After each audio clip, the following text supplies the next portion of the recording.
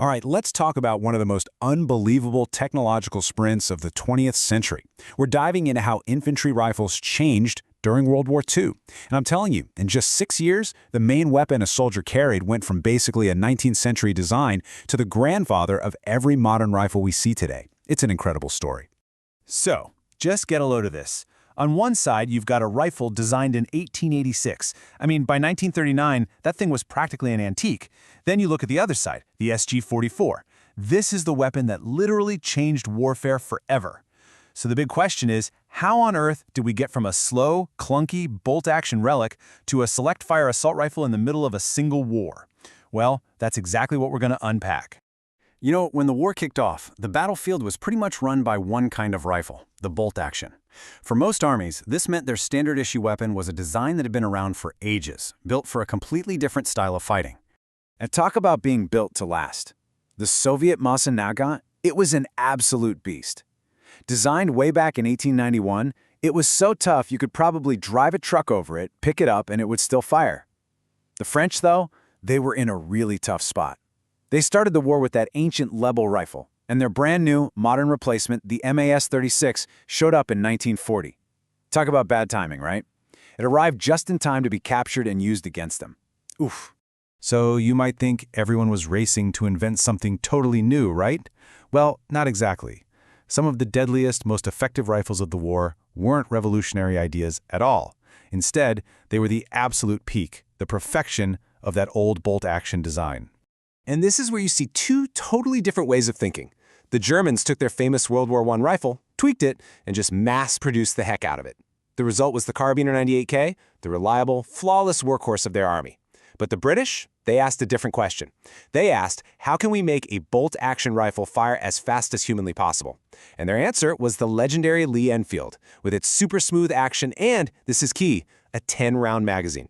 And that 10-round magazine leads us to this number, 30.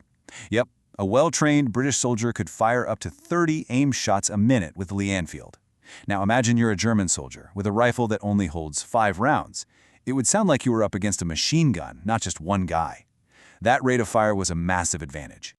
Okay, but as cool as that is, perfecting the old way can only get you so far. The real game changer, the tech that totally rewrote the rulebook for infantry combat, was the move to the semi-automatic rifle.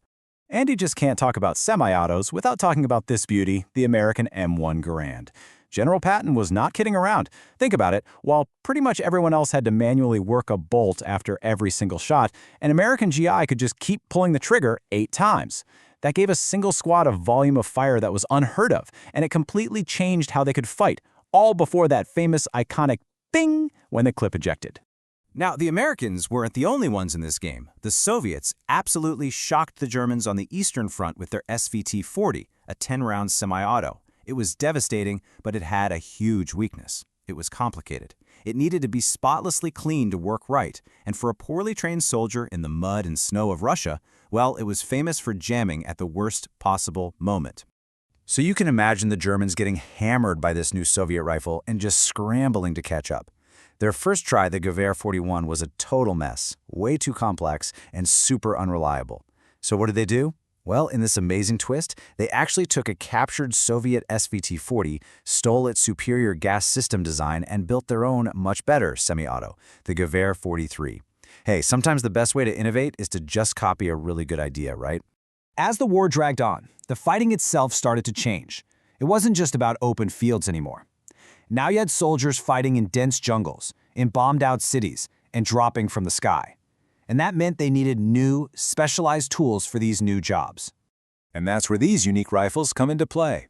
The US M1 carbine, just a brilliant piece of design. It was light, easy to handle, and perfect for paratroopers or anyone who didn't need a heavy, full-power battle rifle.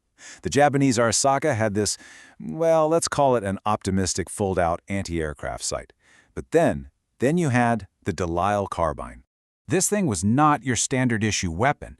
The Delisle was a spy's tool built for silent missions by special forces. It took a rifle action, attached this massive built-in suppressor, and fired a heavy pistol bullet. It was so ridiculously quiet that the sound of the bolt moving back and forth was actually louder than the shot itself. Just unbelievable tech for that time.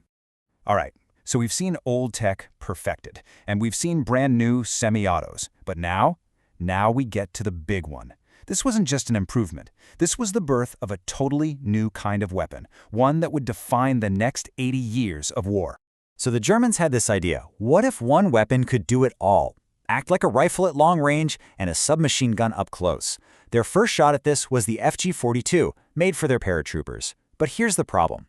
Shooting a full-power rifle round on full auto, well, it was like strapping a jet engine to a bicycle. Yeah, it was insanely powerful, but it was almost impossible to control. They figured out the problem wasn't the gun itself, it was the bullet. They needed a Goldilocks round, something not as powerful as a big rifle cartridge, but way more powerful than a dinky pistol round. This breakthrough, the intermediate cartridge, was the secret ingredient. It's the thing that made the modern assault rifle even possible. And the result of that huge breakthrough was this: the Sturmgewehr 44, the SG-44. It was the world's first real mass-produced assault rifle, and it was a complete and total departure from everything that came before it. And here's why it was so revolutionary.